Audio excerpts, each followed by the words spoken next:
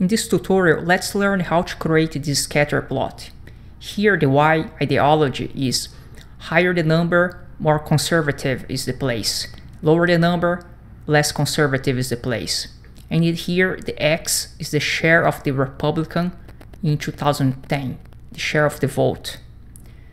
That means after here the threshold 50, the Republican won the election. See that there is this jump, this discontinuity. We see that where the Republican won the election, they are more conservative.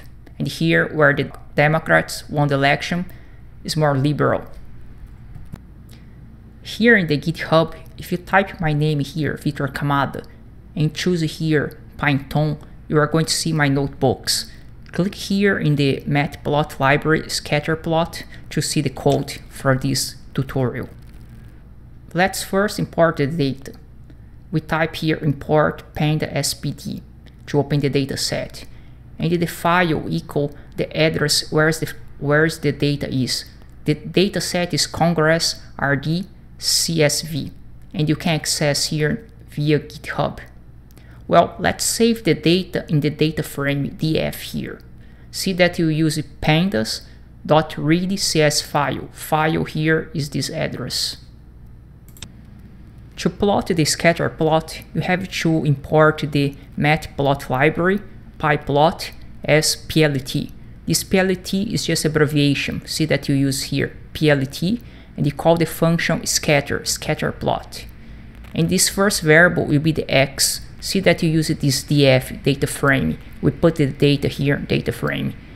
And the Y will be here, ideology. These are the name of the variable in the dataset. If you want to put the label X label here, share of the vote of the Republican 2010. This is show up here, share of the vote for Republican 2010. And for the Y label, ideology, it's here ideology.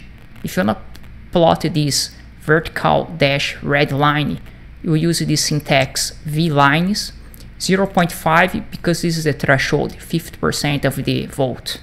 And it start from minus 1.3. This is minus 1.3. And it goes until 1.5. Here's 1.5. Colors red, this is the red, and the line style dashed. You could choose, for example, solid here, if you want a solid line.